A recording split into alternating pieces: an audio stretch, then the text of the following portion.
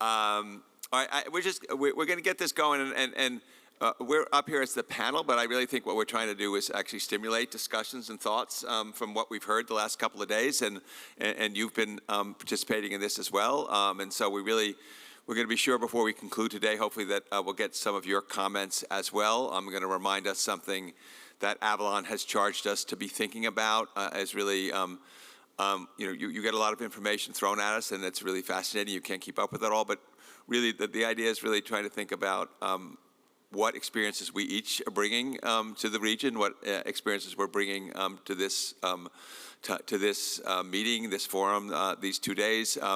But really thinking, where do we want to move forward? I'm going to kind of steal a kind of a tagline from the first panel about how are we navigating the next 5 years. So we really have heard some remarkable stories about how we're kind of setting our sights, how we're setting that pathway forward. But we do need to really think about, again, what are the gaps? What are the things we need to do to leverage the work we've done so far? And also, we'll get into this a little bit in the panel about sort of what we've heard and learned about not only what we each do, but it's amazing what is going on that other people are doing and can bring if we can energize their knowledge and energize their passion. They each bring a different passion to this issue, whether it's marine navigation or coastal hazards. So kind of doing that passion, I'm going to say kind of I'm motivated very much by the high level things about not only what do we do for the Earth, but how do we enable the Earth to do something for us? I mean, I think we should all plan to regather virtually during that cruise in Highline. So maybe we should all sort of sign up and have a chat group going during that cruise, because if 140 right whales can decide they want to hang out there for some reason that nobody understands, I think maybe they know something we don't know, and we might want to tap into that knowledge, because that's a pretty inspiring idea for me that's happening out there in the middle of this crazy ocean that we've heard about for the last two days. But we are going to kind of focus a little bit more. I'm going to sort of start it off with some questions for our panelists, and these are folks who have brought a lot of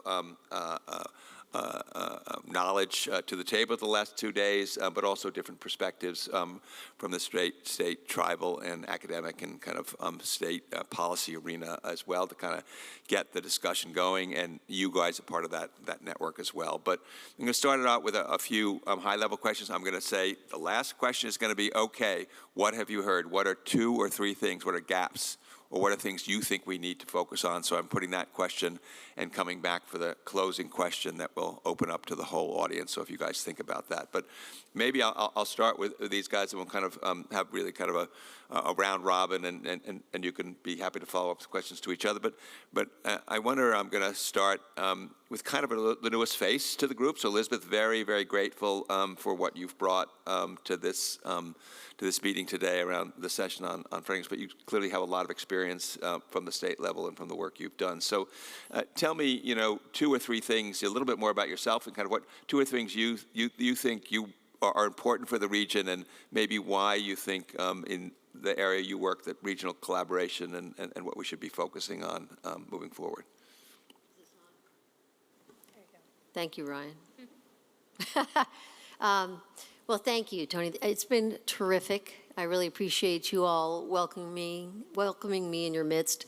Often when I'm engaged in conversations about natural resources, I'm a lawyer, and so it's kind of like Sesame Street. One of these things is not like the others. It's usually scientists at the table, which I'm grateful for. But I've been really lucky in my career that a lot of it has, I've been able to have a focus on breaking down silos and trying to engage people across law, across regulators and policymakers, and across the scientists. I'm at the University of Virginia now at the Institute for Engagement and Negotiation, which is an institute that's been around, believe it or not, for 40 years. And it's all about trying to facilitate and mediate and provide better research to support policy decisions and regulatory decisions. Before that, I ran the Coastal Policy Center at William & Mary Law School and was a member of the faculty there. And I was lucky enough to have, as a student, Jess Watts. So I told you I was lucky in my career. But got involved with actually the Coastal Zone Management Program with Ryan's predecessor, Laura McKay, whom I'm sure everyone here knows, lucky for all of us. And Laura set the tone with the ocean plan by saying, I really want to push this forward in Virginia. Let's take a look at what some other states have done. So we did research on other states' plans. And also we convened a stakeholders group of representatives. I won't even call it that. It was a meeting of the representatives of the different tribes in Virginia to get their input in the beginning. We have a mix of federally and state recognized tribes in the state. And so we asked them for their feedback. And it was really great to get that early in the process because they pointed out that they had an interest, I mentioned this I think yesterday, in offshore lands that are now underwater but weren't years ago, and that they have cultural heritage there. We also did a lot of law and policy research on other ocean-related topics, though. We looked at prime fishing areas in a coastal zone management grant-funded program.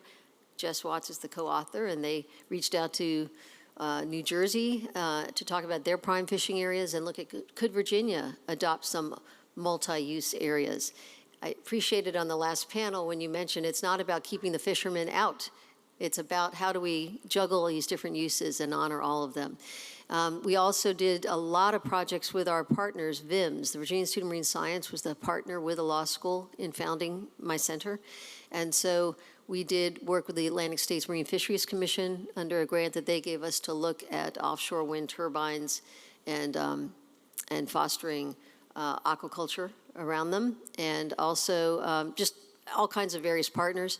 And then lastly, I'll mention that we hosted an annual conference, and every year we tried to do a different focus. And it was great to do, for example, back in 2017, we talked about sea level rise and its impact on national security and had all the different armed services represented and private sector and different layers of government. And it really was a terrific experience. And kept that going in 2019 with the Resilience Funding Forum, and I heard a lot yesterday in the small group about how do we fund and finance this, probably because I had Tony in my small group, but also parametric insurance and various things that surprised me how much interest there was in that at an ocean forum, right, at an ocean discussion.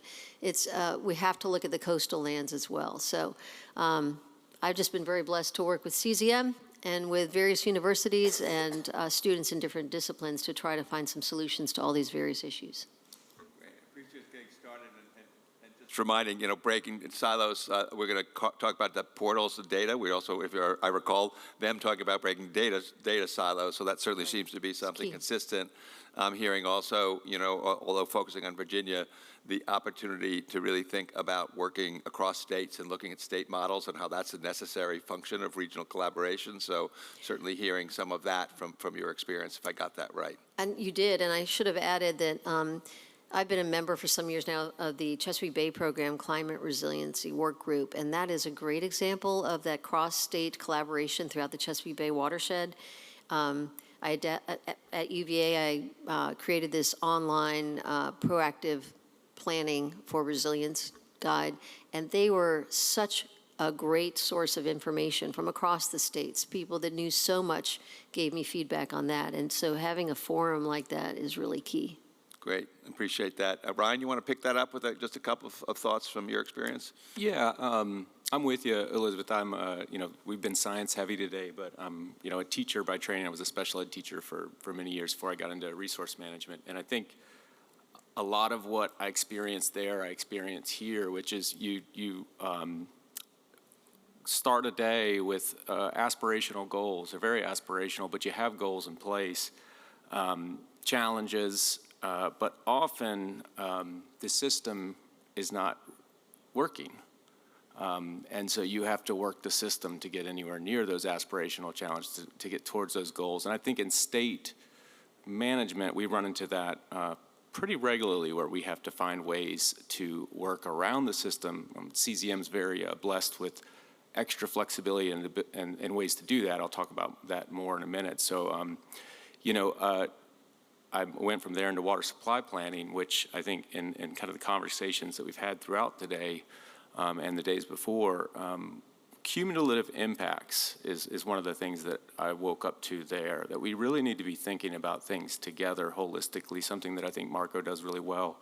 I'm going to talk about our ocean plan effort here in a minute, but that's one of the things we tried to set out with in mind. You really can't separate those impacts. And we talked a lot about looking for win-wins, but there's going to be win-loses. And water supply teaches you that really quickly. Great conversations about the needs for nature with Kelsey last night had me thinking about how can we incorporate things like that into the system that we have, which again gets back to that being flexible, being able to step around the system a little bit, I think, to get there. Getting to where I am now, Elizabeth alluded to it. I think many of you guys worked with Laura McKay. She's been on the forefront of the ocean planning on the Mid-Atlantic for a long time. As we set out to take the documents that Elizabeth helped with and pull people together and get a sense of what would an ocean plan actually do in Virginia, I think one of the things we realized really quickly is the value there, in contrast to something like the planning that happened around offshore wind, which has a set outcome, a set goal. We're all working towards this. Let's find the best place for our turbines to go. Our ocean plan didn't necessarily have that strict kind of framework around it. And so what it's allowed us to do is that silo breaking in a sense, but also I think sustain collaboration with the opportunity to pursue things that maybe wouldn't be pursuable through a more strict framework. Something like rights for nature that I think has come up a couple times, and I've been thinking about more, how could we incorporate that into a Virginia ocean plan? I think we have the flexibility to do that in kind of a unique way. So we, as we're working through this, the prime fishing areas, the specific use areas, those things have fallen out a little bit because they run into the friction of the system and what we're allowed to do in Virginia and what we're not allowed to do. But what has kind of stayed right front and center is that everybody has found incredible value being in a room talking about the issues that they have without a foregone conclusion about what the outcome of that is.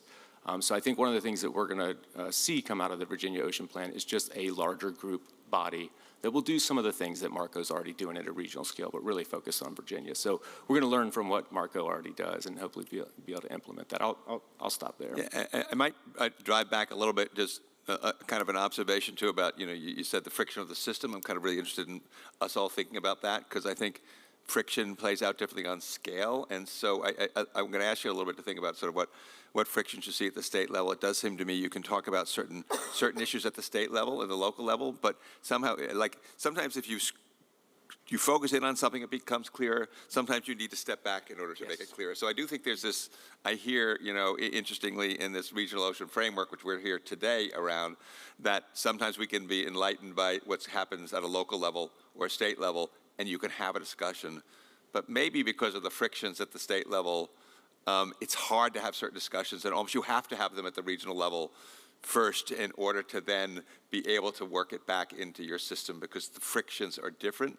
Absolutely. Depending on how you're working. I wonder if, is that a valid observation? Just wonder if you can maybe dig a little deeper on sort of issues that you feel like, I need to have this conversation at a regional scale to get myself kind of just more focused. Well, I think what it is, Tony, is when we come up here to talk about issues that we wouldn't be able to talk with. Are we recording? We're recording. A little bit, yes. A little bit? What's a little bit? But it's not like we don't share. Yeah. Every other word. So, I mean, again, that like set outcome of a meeting with the Secretary of Natural Resources of Virginia, you go into that meeting with an outcome, you want something to come from that. Whereas I think when we start these dialogues at Marco, a lot of it is exploratory, and there isn't an understanding from the states that show up that there's going to be a state policy outcome necessarily right away. And so that gives us a lot of freedom, I think. Mm-hmm. Yeah, no, that's great. And I didn't mean to put you in an awkward spot. No. On the spot, but not an awkward spot. So I wonder if, Kelsey, you can comment a little bit more on your thoughts. Yeah, I don't think I want to go too in-depth right now, but I was just reflecting on sort of the longitudinal lens that I have, having been involved with this work for, over a decade.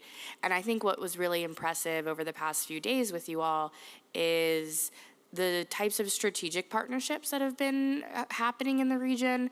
I see them also not only as strategic, but innovative in the sense of public-private partnerships, partnerships with universities, partnerships across states, and particularly in this climate when you may have issues around what might have been mainstream or generalized funding streams shifting.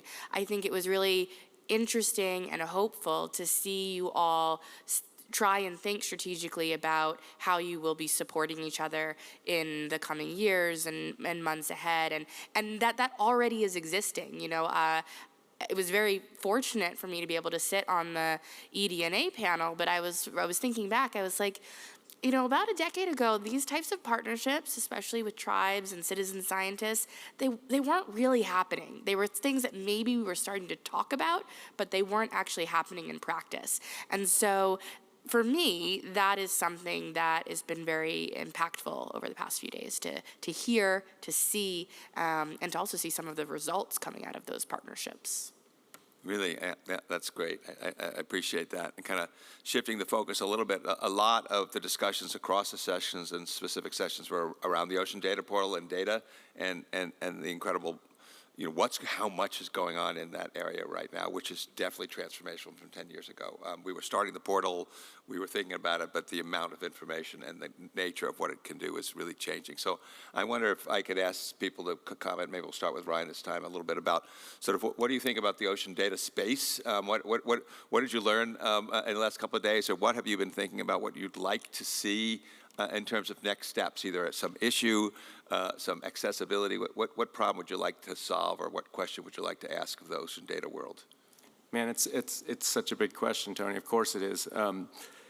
I think what I wrestle with the data portal is always goes back to communication, which is an evergreen challenge, and it's almost not worth saying. But I think in the context of what we worked on yesterday or attempted to work through, I think that was a really important exercise and one we need to stay on in terms of sitting down with states and trying to think about how do we align our priorities, because the resources are so limited and they're only going to get more limited soon now.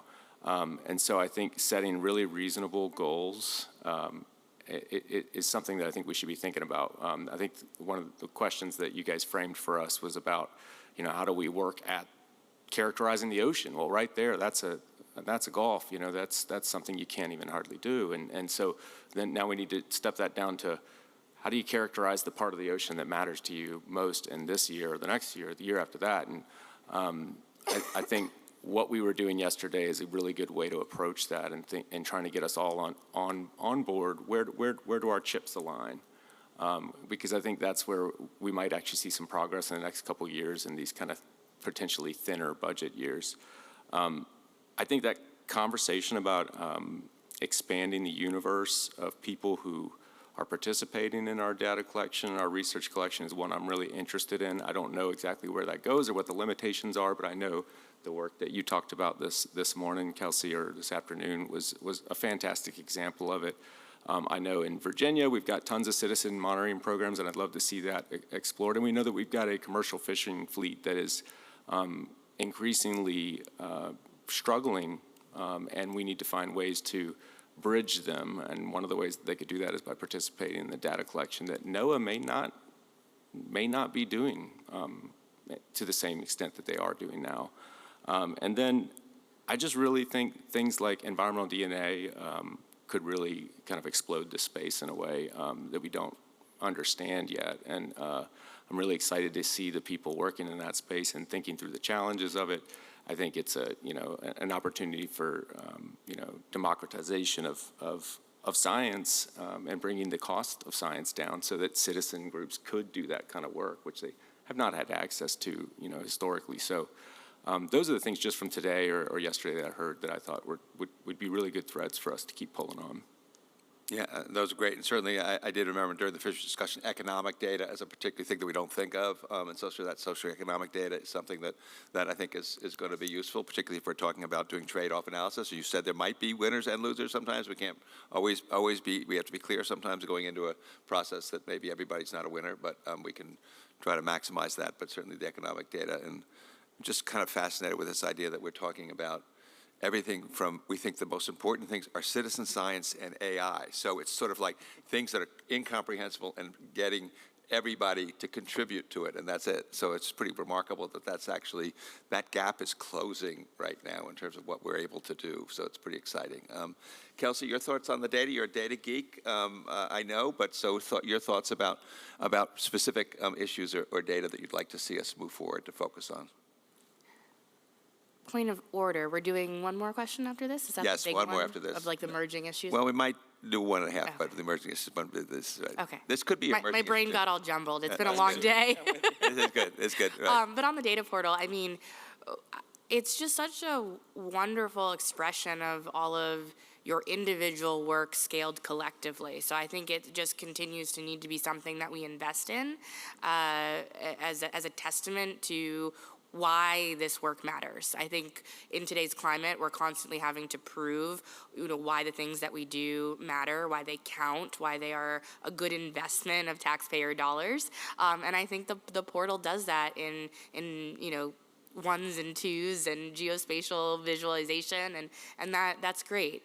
And beyond that, I think some of the components that folks haven't really mentioned today but exist there, and we've mentioned in other spaces, are around the stories and the blogs and the videos that are posted there. There's just a lot of intermodality that you can experience there. And then the app, that was mentioned today. I didn't get to really touch on it, but I'll plant a seed if it's not already integrated of, could that then allow for not only the reporting of a wildlife sighting, but a marine stranding sighting, because we know that we have a lot of lack of interoperability between different data systems, and particularly with reporting of marine strandings. And I think that could be a really cool integration of the tool to build on what we saw from the harmful impacts to right whales in our waters, to then be able to have a more responsive stranding network and really link that to the data portal, which already has the layers of the past 2 decades worth of marine stranding data, which is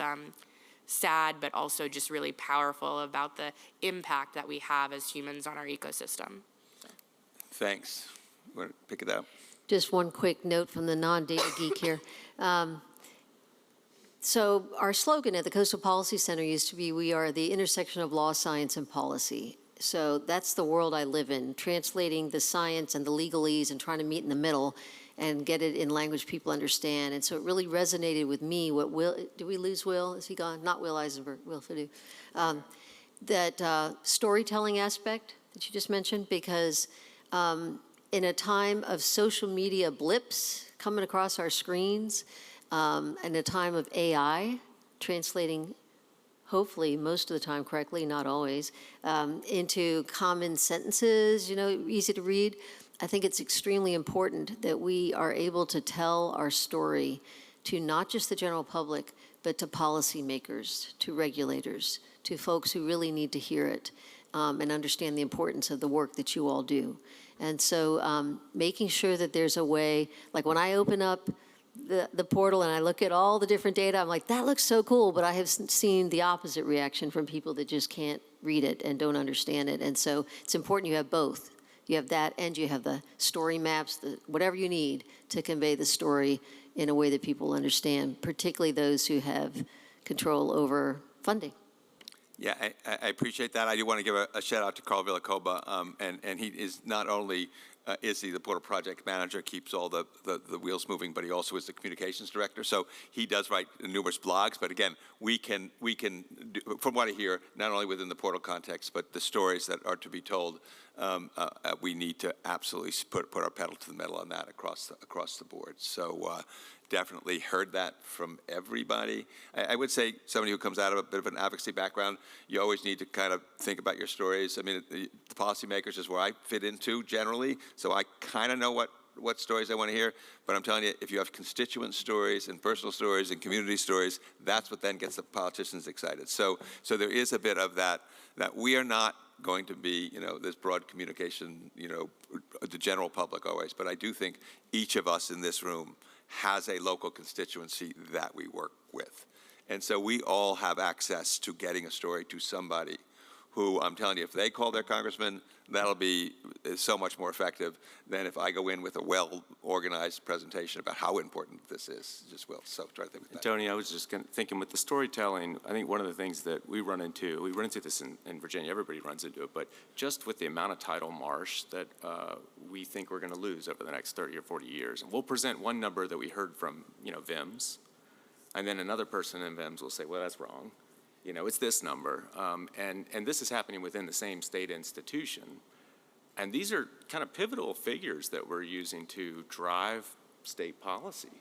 And so I think one element of that storytelling that we need to be thinking about is stories as vehicles for using data at the appropriate scale and with the appropriate context for people to make the right decisions around them. Because we're realizing that these variances in the data on tidal marsh are really about different scales, different contexts, and both have some reality. I think part of that came up with the last Marco Forum with the blue carbon. Oh, I didn't know you were going to go there. So I might tell them. Yeah. I'm not going to tell the blue carbon story because we had a presentation at the last forum, and I think there was a story that we think is still true, that blue carbon was actually, you save these things and you help absorb carbon, and then one of the presenters got up and said, oh, that's not true. And you could feel the whole room going, what? That's so to me. But this is also, I'm kind of a serious journalist. There is a really interesting conflict about science in general. I mean, the reality is that scientists do not give you certainty. They give you the certainty that they understand. Yet people are saying, the science tells us the answer. It will tell us something really, really fundamental that will help you get to the answer. But the policymakers in our structure usually have to make a call. And so thinking then, where does that science fit into the decision is the context, I think, that you were alluding to. That makes it a little difficult. But you see in this whole science debate is, sometimes scientists themselves, they will tell you, we don't want to give you certainty. We will give you a margin of error relative to a degree of something that we're comfortable with. And that's a really good answer. But a politician go like, yeah. So I do think we need, I think the context is really maybe the thing I would urge us to continue to think about. And not think of anything as the golden bullet, either the story or the science, but what's the context. But definitely our ability to access science and information is incredible. It has not been like this. Whether the portal is a great example for it, you're right, it can be confusing, and we'll think about it, but we'll think about more stories around that. It can be for certain people, but we can think about that a little bit. So, I guess I do want to open it up a little bit, and, I'll give it first to the panel, but I will ask everybody to pitch in a little bit about what they've heard over the last 2 days, what they think are gaps, or what they really would like to find out more about, what they would like Marco and the Mid-Atlantic Ocean Policy Committee, Planning Committee to follow up on. So give some thought to that, but everybody on the panel gets one more shot about one thing or two things you'd really like to see us follow up on after this. So I'll start with you this time, Kelsey. Okay. Yes, so I think my first item is around I guess what folks are calling mutual defense. So I saw this really, in these really challenging times, I was like, okay, well, there's really nothing we can do to sort of fight back or defend ourselves. And then I saw the Big Ten universities, a few professors, I think out of Rutgers, they came up with this idea of, well, what if our Big Ten universities all signed a memorandum of agreement through our faculty associations, spearheading this, to all commit to defending each other if we're attacked by the federal government for, X reasons. And so that would be pooling resources of lawyers, legal counsel, thought leadership, other funding pools, different types of just resources that they might have to scale up. And so it's more of a question posed for the folks in this room. What does mutual defense look like for the Mid-Atlantic region in terms of your work, your trajectory, the future of ocean planning in the region? So that's a bit of a seed and a question. Is mutual defense something you're interested in? What could it look like if you were interested in it? And if not, maybe a bit of what is everybody sort of ostriching for the next 4 years or 6 years or 10 years? Just a little bit of thoughts on how to prepare. Beyond that, similarly, again, sort of a bit of hopeful nature. I didn't share it earlier today, but one of the things is, again, trying to find ways in which we can continue to engage youth in these spaces.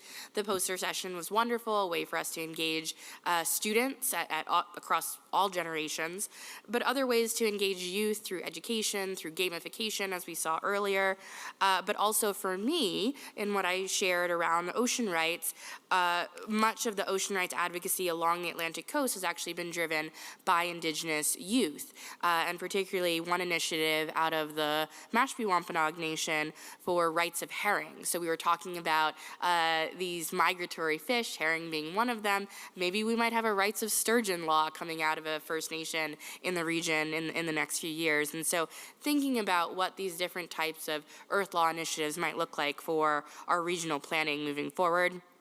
And then lastly is, I think, a bit of a projection of wanting us as a regional planning entity and ocean partnership to think about what the nexus of the ocean and AI looks like in the next 5 to 10 years. So, and I think there's a few different ways that that nexus is already emerging, and kind of trying to think about what are the emerging issues or trends related to AI in the ocean in the mid-Atlantic. Things around data centers, things around our submarine cables and the ways that those connect, things around workforce. How many of you may not have these jobs in 5 years because of AI?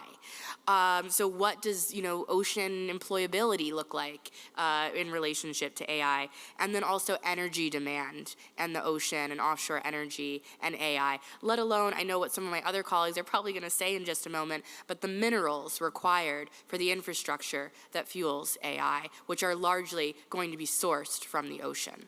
So those are just, I think, some of the things we should be asking ourselves. I did ask for big questions, and I'm glad you stepped up to that challenge. Thank you very much. Ryan? Yeah, definitely a hard act to follow. I think I've built on it a little bit. I think the mutual defense, maybe going with that metaphor, a mutual aid approach, because I think what is always in my mind this last couple weeks, while we keep doing the work we have to do, is the funding uncertainty. I know we're all thinking about it. It's kind of the elephant in the room.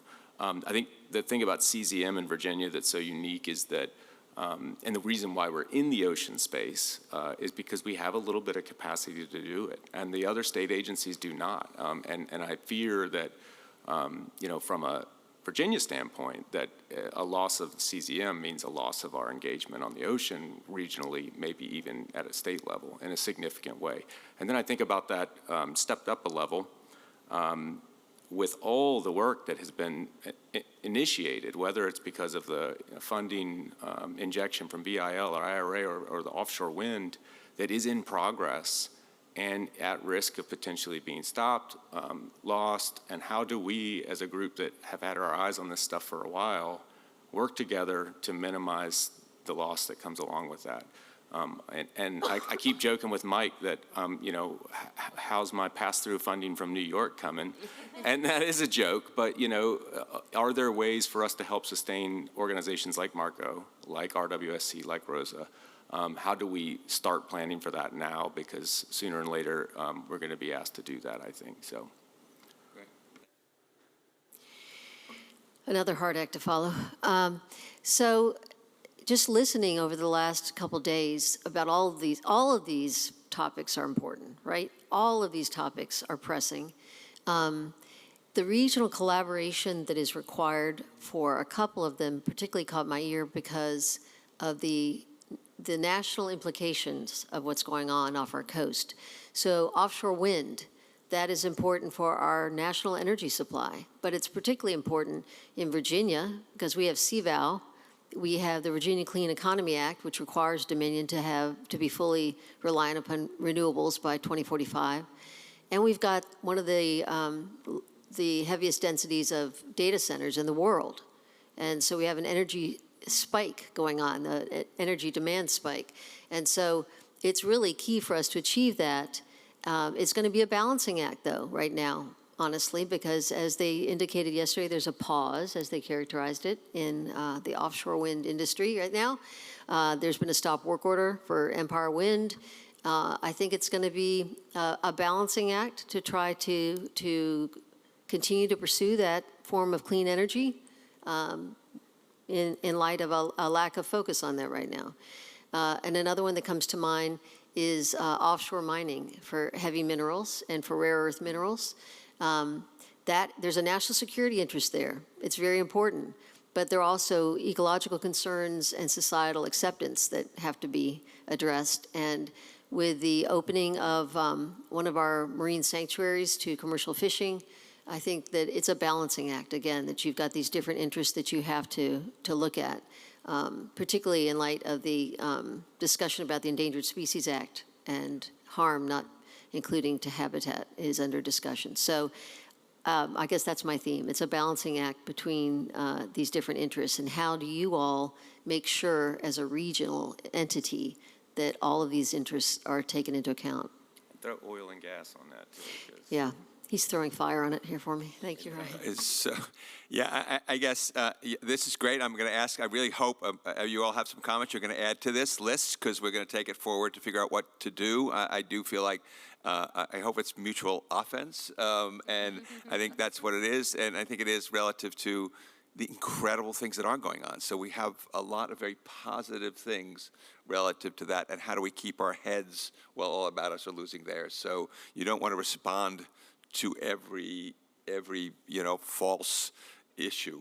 So how do you how do we continue to stay focused? I would say that I did sense during this last 2 days and today an increased need to work together. I mean, it's just we're going to help each other through what it is, and we knew that already. That's the reason Marco exists to some extent. But now all of a sudden, I think once, and you alluded to the status quo and how change that we don't have a status quo. This isn't a pendulum shift, and this isn't about the specific executives' orders. It's really about a shift in this region and shift everywhere. And how can we? I think the Mid-Atlantic is a unique place because of its ecological value, because of its security value, because of its prosperity value, to actually demonstrate how we can do this right. And we're going to have to rely on each other to do that. So following up that. So open it up to everybody, please. I don't know who has the microphones, but one or two things you'd like to see us move forward with, or takeaways you have for the last 2 days, please, Mike.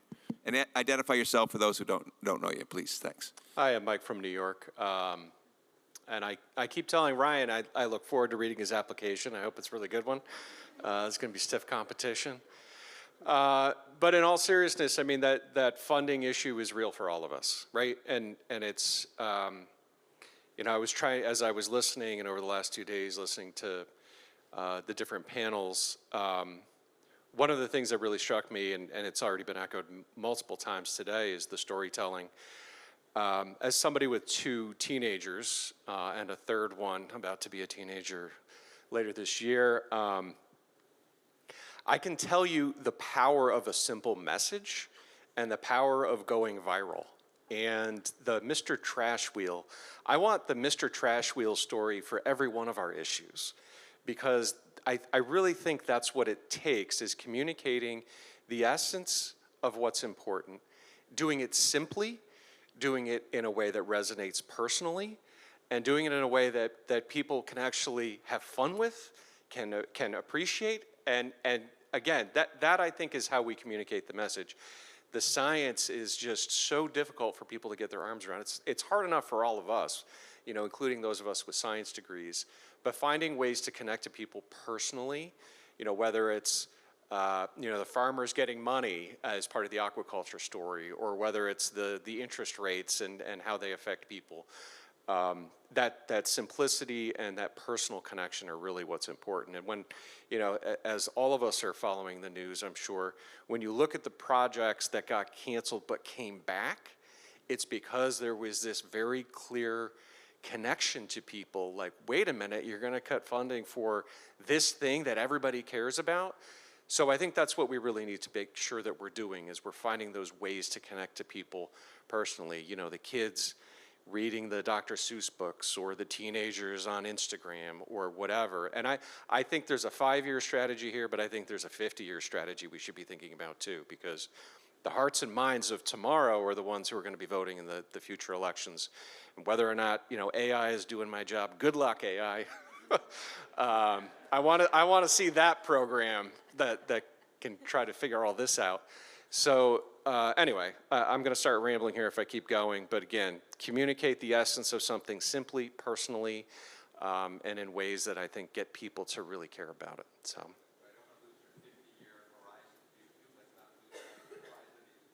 We're responding to the situation now. Other comments, thoughts for how we want to move forward? Come on, you can give us work to do.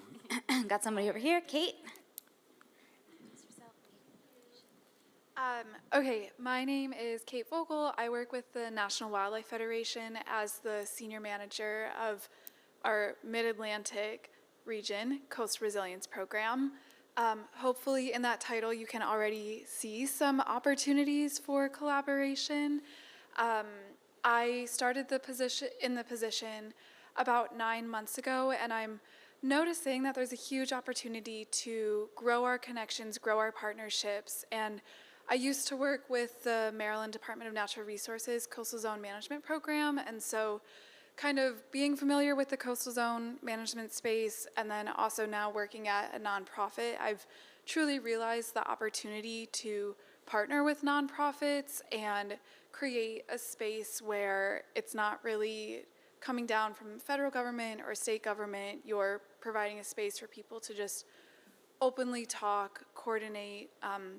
I think I mentioned this yesterday, but I feel like there are some gaps now perhaps in regional collaboration as a result of the administration changes, and I'd really love to learn how we can work more with Marco. And kind of, you already have this space where people are brought together from the Mid-Atlantic states. You have this existing partnership and kind of listserv and groups of people that you're bringing together. You know, how do we also bring together people from like the sea to inland, if you all are working more on kind of that like land to ocean space. So yeah, just, I don't know. I just want to put that plug. I'm really interested in coordinating and bringing together these conversations and creating a space where we can have these conversations. We have some capacity building funding. That's another benefit of partnering with nonprofits. Not all of our funding is federal or state funding. And so, yeah, just wanted to throw that out there, and thanks for having me. Thank you. A couple more thoughts? Got a In the couple back in the there? back here. We'll go to There we Derek, go. and then we'll go to Tom. Hey all, Derek Brockbank with Coastal States Organization. I was going to bring up the elephant not in the room, which is the federal government. And I know some of them are online, and they are still online, thank you. But there's a lot of, and we have a handful, right? But there's no travel allowed. We're seeing major cuts to federal agencies. And so thinking about from a coastal and ocean space, what we all can be doing and need to be doing to fill those gaps, and was sort of inspired to see AGU and the Meteorological Association stepping in to say they were going to try to fill the gap for the National Climate Assessment, and sort of a broad picture of thinking about what is the equivalent of that in the coastal and ocean space. What are the things that we are going to need to be filling in as the federal government abdicates its role in a lot of this ocean data work, but thinking through that. Yeah, it's a good point. We do need to think about that. We also need to see how that shakes out. I do want to reiterate in a really sincere way how strong our federal partnerships have been, and we hope as clouds clear, we continue to give them a good reason that they see the value in that collaboration, and so we'll continue to work on that. But recognize there may be gaps. They just might not be doing the things that they've done in the past, and we don't know that yet. Tom? Yeah, Tom Harrington, Urban Coast Institute. Somewhere along the lines of what Derek mentioned last is, what struck me over these first 2 days is that how much incredible data you've amassed in 7 years since the last time I was here. That not only the data portal, but the data tools, the decision-making tools, the amount of data you pull in from other organizations and the partnerships you have made are really important to what you do, right? So Derek's point, and I heard this yesterday, there is significant concern that these data sets are going to go away. And I think as an organization, you should take a look at what you need. What are the most fundamental data systems you need? And make sure they're there. And that may mean sharing among the states or creating it on your own or finding it because, we've seen some of the model data inputs disappear already. So I think that's a concern given how data reliant the group is. Yeah, and we're looking at it, but yeah. Other suggestions? Oh, we got one over there. Yeah, a lot of good suggestions have been shared and articulated better than I can. So I don't know where this fits in the hierarchy of what we should be considering next, but something that's really been hitting me throughout the past couple days and thinking about Will Fadou talking about stories and storytelling is the benefit of broadening your partner network. I think a lot of the consternation that we have in culture is people feeling not listened to. And the more we can try and broaden the people that we include at the table, which is something we always strive for, something we always work for, but the more that we can do that and get out of our comfort zone to maybe partners that we may have had somewhat of an adversarial conversation with in the past, but bringing them to the table to understand that and work through that, that just seems like something to me that might lower the temperature a little bit around some of these things and then be those allies when we're trying to storytell, when we're trying to, not us as state agencies, but as our partners advocate for things, they can be the allies at the table. So just an observation there. Not sure where it is in the hierarchy, though. No, I think it's pretty high. It's good. Could I add one quick thing to that? Sure. Thank you, Will. That's exactly what I meant when I was saying that some of these issues that are so important require a balancing act, right? There are all kinds of interests that have to be at the table. So that's exactly right. Thank you. Hi, I'm Mary Cameron with the Wildlife Conservation Society. I want to talk about, I think, an elephant that is in the room, and that is how do we talk about conservation, wildlife, environment in a way that in this current environment is not threatening, is not dismissed, is not, a bad word.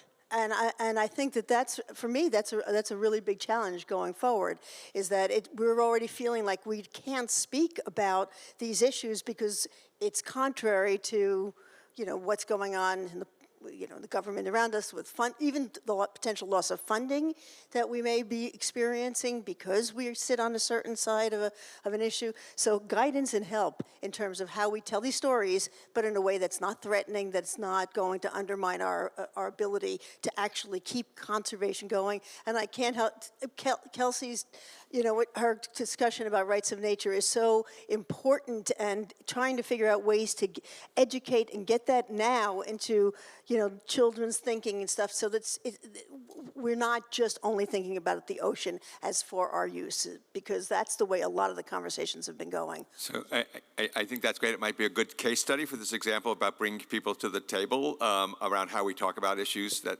there's a commonality. I mean, it's not crazy to me that, it was the Business Improvement District that did the cleanup thing, that did the viral thing. It wasn't the environmental group. Many of our presenters today were from the business sector or the development sector or the wind sector or the security sector, and they do value conservation. So we heard that, the objectives are cleaner, framer, so this is that. So maybe it's a model. I absolutely agree. We need to talk about conservation not as a constraint, and this was an aspect implicit in your presentation, not as a constraint, but as something that is a shared value. And that's another thing that we keep talking about, values. I think that's where it's at. That's the motivator. And so we heard the value propositions expressed in different ways in many of the presentations. Not all the same, not all Earth studies, but I heard it at least in 6 or 7 of the presentations, people talking about that. And I think conservation is a value proposition. And so, yeah, I have other thoughts about that, so that's great. Yep. I just wanted to say, and maybe we can round this out a little bit, but I'm looking at Stephen right here and Alan back there and Mark Casey from earlier, and I just commend you all for being in the industry, being industry representatives, and using your voice to highlight things that you're seeing that are happening that you also want to help be a part of the solution toward. And I think that's that's part of the storytelling is when, and I think that to your point, Mary, there's no better way, I think, right now to talk about the value than by drawing it directly back to the constituents that are affected by lack of wildlife, by all of the decisions that we are making here in this room. So I thank you to our industry partners for being here. I thank you to all the folks in the room who are actively making decisions and operating under a changing and evolving space. We do have some federal faces in the room, and I also want to say, and I just so grateful for your partnership and that you're here with us. Thank you to the NGO partners that we have that are increasingly becoming more vocal and active in our partnership. And finally, to the tribal representatives, we have Mike Stover from NOAA here who coordinates tribal engagement work at NOAA. It's so great to have you here. And of course, Kelsey, you've been almost as present as Tony in this meeting. You've been up there a lot, which I've been so grateful for. And I'm super pleased. It's not always like this. Probably like a very rare event. If we could maybe give a round of applause to the panel. Thank you. And to Tony, of course, Tony, our moderator. Our Monmouth team is critical to the work that we do. We have a lot of folks here representing the Monmouth team. We also have a core team of contract staff that have been instrumental in pulling this meeting together. Jess Watts is over there, Janet's over here, Megan's outside. I want to turn it now quickly to Christy Liskey, our esteemed state co-chair for the Mid-Atlantic Ocean Planning Committee. Christy, I just got to say, has been such an excellent chair for the Mid-AOPC. She has transformed in a lot of ways the ways that we kind of operate on a day-to-day basis with the OPC. She's just able to see efficiencies that I think have been difficult in the past for me to see. So Christy, take it away. Thank you, Avalon. I think you give me way too much credit, but I appreciate it. And like Avalon said, thank you all so much for being here.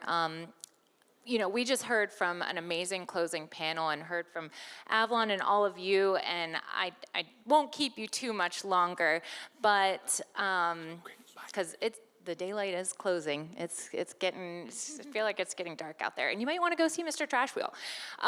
But I just want to also take a moment to reflect on the past couple years.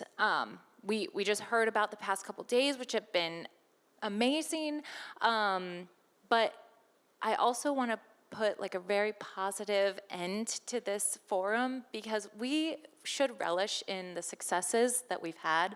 And I'm sorry if I'm not facing you, it's hard, I should be standing. You come up here. But we should really relish in the successes that we've had over the past couple years. From the balloon campaign that we've done, the water refill station, through the Marine Debris Work Group. We now have the My Coast app that's officially up, right? That Janet presented on, maybe? I don't know. Soft launch.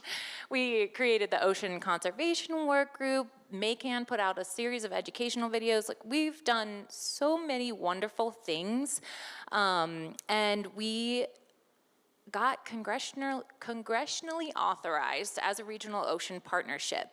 And I think that validates the model that we've built here in the Mid-Atlantic, how important we are and how important the regional ocean partnerships are to each individual region and the nation as a whole. We've shown everybody what's possible when we bring the states, the federal partners, the tribal voices, the stakeholders all together around one place. And it's how we've created this amazing data portal. And we do it with a sense of place and love for the Mid-Atlantic.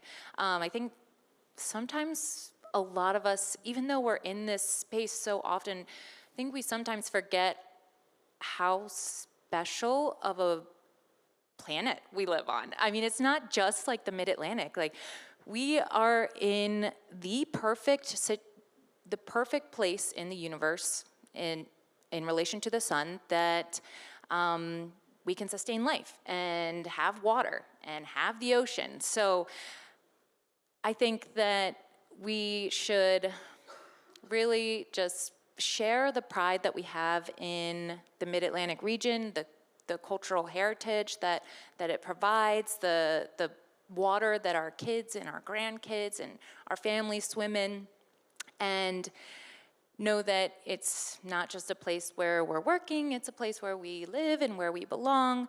And we've heard so much today about storytelling, about values, and the closing panel, I mean, you guys really hit the nail on the head with that. I think storytelling is so powerful, especially trying to get the story of science and data to communities, but also sharing what you love about the ocean and what you love about the coast can connect with people. Like sharing your love story, how you first fell in love, your first memories of seeing a dolphin in the water or getting that shell from the sand. Everyone has that story, and you can instantly connect with that person. So don't be afraid to share the pride, share the love, and I think, with all that storytelling, all of us together can really continue to make a difference. And I want to thank you all for your dedication, your voice, your passion. Really appreciate it. And I hope to see you in June at the Harbor Splash, because I know I'm going to go. And that's it. Have a great night. Thank you.